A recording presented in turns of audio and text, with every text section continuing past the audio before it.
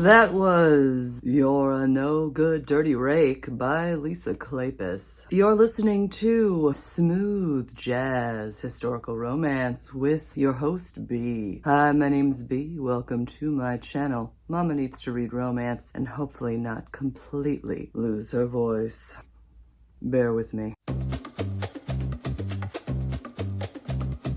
Hello and welcome to my top 10 books of spring. I am so sorry for my voice. Some people say they prefer it this way. I don't know why. But anyway, what a time to lose my voice with all the lives coming up, with all the filming I'm hoping to do, and now I'm losing my voice. I feel great, especially because we are talking about 10 books that were absolutely my favorites in March, April, and May. You can see more in my wrap-ups for each of those months. Of course, May I haven't made yet, but when I do, I will link it to this video. I'm going to make sure not to just repeat myself as I talk about these 10 perfect books in no particular order. You're going to see a little bit of everything. Let's do it. I gotta start with one of my 6 stars, Just for the Summer by Abby Jimenez. I adored this book. We have a cinnamon roll hero, which you may know is my absolute favorite, Justin. He and Emma meet online. They both believe that they're cursed. People they date wind up always moving on directly to the loves of their lives, so they feel like they're cursed. They decide to date each other and see if maybe after they break up, they'll meet the love of their lives. But Justin is all in as soon as he really gets to know Emma. Emma's more hesitant, which gives us a lot of him pursuing her vibes. It's so much fun. The caretaking is exceptional. One of my favorite scenes in this book includes him coming to rescue her while steering a floaty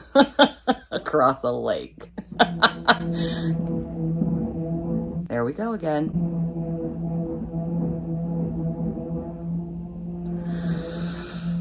My husband is making a smoothie. Again. We're going to attempt to ignore that as we move on to How to Love.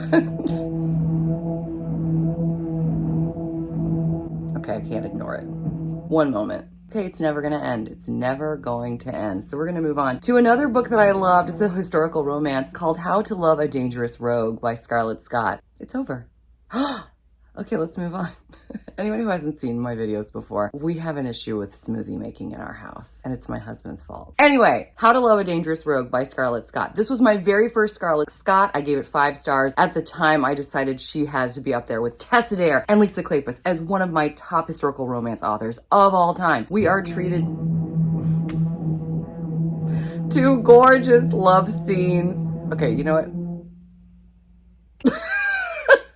We're treated to gorgeous love scenes. They're emotional, and he shows his deep adoration for her through the love scenes. It's my absolute favorite kind of love scenes. He's a king. She's the lady in waiting to the princess he's supposed to be marrying. Their need for one another is so intense. The slow burn was so yummy, delicious. It was amazing. And how can they withstand the hold that they have on one another? They really do try, but it's just breathtaking. It's breathtaking. If you want an angsty, exciting, tension-filled, beautiful, spicy romance, oh my gosh, this one's got you covered. You know how much I love S.E. Wendell, fantasy romance author. She is just perfection. I adore her writing, and this book, Stone Hearts, the first book in the War of the Underhill, is no exception. This was fantastic, and I mean that in the most literal way. We actually have a fae who's underground. He's in the Underhill. It's like another dimension, essentially, which Wendell writes beautifully. He falls in love with this woman who is a gargoyle, but she's not perfectly made, which made it even more compelling. She's not accepted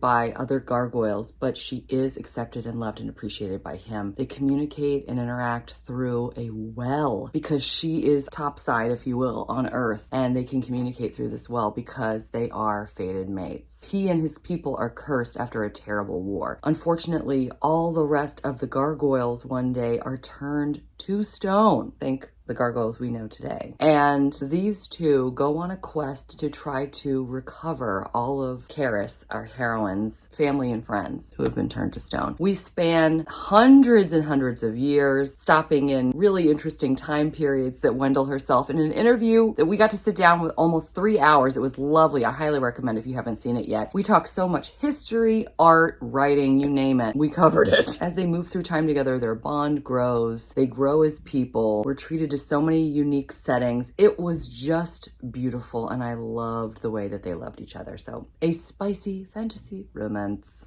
Moving from spicy to sweet, one of the sweet romantic authors that I'm super obsessed with, aside from Soraya Wilson, lately it's been Savannah Scott. I have been binging her backlist and enjoying every moment of it. I actually ordered this one that's coming soon. Are We There Yet? It's book 1 in what is often known as the Love Trippin' series if you're looking for it. She's renaming it the Marbella Island series because it takes place primarily in Marbella Island. But in this book, we are treated to a road trip. 4 best of friends since childhood go from rural Ohio to Marbella Island off the coast of California together during one summer. I felt like I was on vacation with them. It's 2 girls and 2 guys on this road trip, and our heroine, Riley, is madly in love with Cam, but Cam is Riley's best friend's brother, unfortunately. Cam hasn't ever really looked at Riley as anything other than a little sister, but as the road trip progresses, he starts to see her in a new, more grown-up light, and from there, we are treated to some fabulous slow burn tension yumminess. I've said it before and I'll say it again. Savannah Scott can bring the tension without the spice. You don't even need it. You don't even need it. And you don't feel like you're missing out at all. I can't wait to read the rest of the Marbella or Love Trippin' series, however you might know it. Let's talk about one of the best Ruby Dixons I've read in a long time. Alien romance, Penny's Protector, which is Ice Home book 9. I've read, as you could have guessed from doing math, I've read 8 books so far in the Ice Home series, and they've all been good or fine, but this one was exceptional. We have Penny, who on Earth was not respected by guys. She was just hoping for attention from them. She had really low self-esteem, in part because she was plus size, and she really felt badly about the way that she was treated, but she felt like that was all that she could get. Well, now we are on Not Hoth, aka Ice Home, and the rules have changed, and I'm so very glad. We have Sabren, who is one of the Tallhorn clan of aliens. If you're not an alien romance person, you're like, what is happening?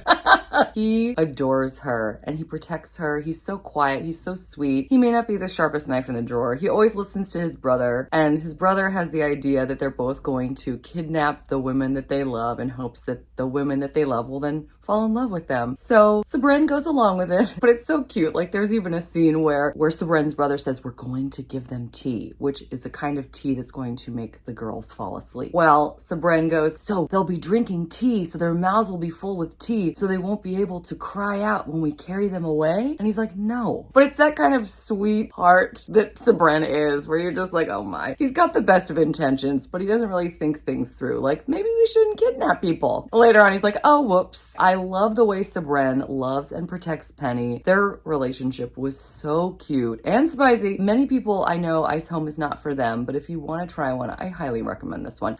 What top 10 of spring would be complete without mentioning the last book in the Bergman Brothers series by Chloe Leese, book 7, Only and Forever, in which we find Vigo, the man with more love in his heart than anyone else probably in the entire series. He even reads romance novels, as well as Lula, or Tallulah, who doesn't even believe in love. Can you believe it? These two are forced together. They're roommates who try to help one another out. But this book just stuck with me. The thing that sticks with me now after having read this book over a month ago is just scene after scene of compassion, of empathy. Lula has type 1 diabetes. The way that Vigo is there for her is so beautiful. I loved seeing all of these couples ridiculously happy, and it was just the perfect send-off for this beautiful, beautiful family that's all about acceptance and appreciation and knowing that you're worthy of love regardless of what you have going on. Can't tell you, oh, I'm getting emotional. Can't tell you how much this series has meant to me as a mom with kids with special needs, and my mother has rheumatoid arthritis. I just can't thank her enough. I'm so thankful that I got to meet her at the ApollyCon Festival, because this series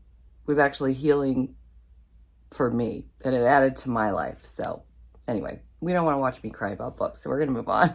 I'm amazed that I can find all of the books in the Roguesby series, which is the prequel series to the Bridgerton series, which I've read all of this year and enjoyed immensely. I've been going through everything for my summer of stepbacks and everything's all jumbled up. I still had these in order, thank heaven, so I could show these all to you today. One of my top books was the 4th and final book in the Roguesby series, First Comes Scandal. It's a childhood friends to lovers that was absolute perfection. I love the way that our hero comes to our heroine's aid. first begrudgingly, but then as they get to work together, he becomes so impressed by her, and the way that he always values her opinion, especially in this day and age, was so refreshing. These are two virgins as well, so they embark on their love affair, not really knowing anything and just sort of feeling things out. You really see the deep friendship bond and the deep love come out in these gorgeous, gorgeous love scenes. This was also one of the funniest historical romances that I've read in ages. If you're looking for just a great, sweet, comical read that is going to make you stand up and cheer at the end, I highly recommend this. And you don't have to read all of these. I know you're gonna ask me. They're more fun if you read the entire series, but this could also be a standalone. It was exceptional. Can't wait to read all the rest of the Bridgertons now. If you haven't heard of the Bridgerton series,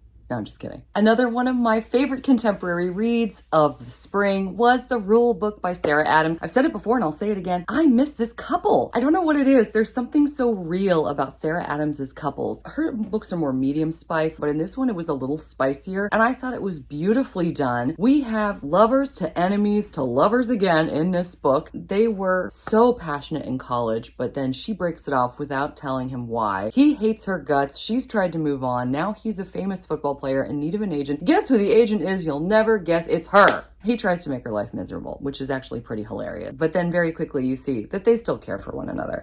And then they wind up, oh no, going to Cancun together for a business type deal that turns into much, much more. I love the feminist undertones throughout this book. We know that from the beginning, Sarah Adams actually dedicates this to her daughters. And we see themes of being a strong woman and being yourself throughout, which I just adored. If you like romance on the sweeter side and you want a good beach read, this one's set a lot of the time at the beach, so highly recommend. It's impossible to list my favorite thing about being a booktuber. There's so many things. I mean, how much time have you got? Pretty much every single aspect of it is fabulous. And one of the perks of being a booktuber is people will reach out to you and offer to give you books so that you can read and review them, which is so much fun. Lately, I've actually had to be kind of saying no because there have been so many people coming out and it's a happy problem to have, I think. And I've got to learn probably to say no a little more, but live and learn, right? Anyway, this was one I'm so thankful I said yes to. Katrina Kendrick's Private Arrangements series. There's another book in the series that will be coming at some point. They've assured me. They sent me book 2 first, so that's what I read. And then I just got these, but I cannot wait to read them. This is book 1 and 3. Of course, nothing's in order. Why would it be in order? This is so good. I gave it 5 stars. But we have Alex. Her father hates her, and he wants to ruin her, basically. So what he's done is he has found one of the worst guys in London and said, I will pay you to pretend to be an upstanding gentleman to woo my daughter. If you can get her to marry you, I will give you her entire dowry. Nick needs the money enough that he says yes, but then quickly falls for Alex. We're treated to 2 timelines in this book. When they're meeting and falling in love, while she thinks that he is an aristocrat, and then present day, which is when her life is actually in danger. So he needs to take her in, and they sort of sort through their feelings while there is some pretty intense danger and excitement going on. This book had it all. It was exceptional, and I can't wait to read more by her. So you're going to be hearing more soon. I'm going to be reading at least these 2 this summer, hopefully the 4th one if they send it to me. So yes, again, talking about the perks of BookTube, I actually got to do a giveaway with the Ministry of Time. This book was really good, really heavy though. This is not a romance. It does have a lot of romance. It has spice. The love story is woven throughout, but we have a woman who, this is in a little bit future London, and things are really not going well at all. So they've decided to pluck people from various time periods to complete a mysterious mission. And one of our present day Londoners winds up falling for a man from 1847. The writing is gorgeous. The slow burn is intense. You come to really care about all of these characters, but you're constantly, at least in my mind, you're sort of feeling like you're at a distance. You can't know them as well as you want to. The twists and turns of this plot were insane. Throughout the book, we get to see our hero Graham Gore in 1847 before they pluck him from his time period and to see the dire straits that he was in. It was weeks later. I have Graham Gore under my skin. I can't stop thinking about him. I can't stop thinking about this book. And my last one, which is book 10. I don't know what you mean by 11. It's 10. Don't try to count these. Just trust me. It's 10. Elizabeth Hoyt's Dearest Rogue. This is book 8 of the Maiden Lane series. It's a bodyguard romance. Enough said. We have Phoebe, who is blind, and she desperately needs a bodyguard because there are people that are trying to kidnap her. And James, he's injured. He used to be the head of the police, essentially. We'll just call it that to make life easy. He is doing his utmost not to be in love with her, but as danger gets cranked up to level 10, and he's the only one who can save her, the emotions get high. And of course, they turn into passion between the two of them. It was so yummy. It was so exciting. It was so beautiful. It was so spicy. It was also probably one of the last books in the Maiden Lane series that I really, really loved. So yeah, they're hit or miss for me. Well, those were my 10 books. Don't count them. It's 10. It's not 11. I don't know why you think it's 11. Thanks for hanging out with me. Let me know in the comments, what were some of your favorite books in the spring? Or if you don't feel like leaving a comment, leave me a spring flower emoji because we know they're so beautiful and we love to look at them. I hope you're doing well. I hope you're enjoying whatever it is you're reading, regardless of what season it is. Until next time, thanks so much. Take care. Bye.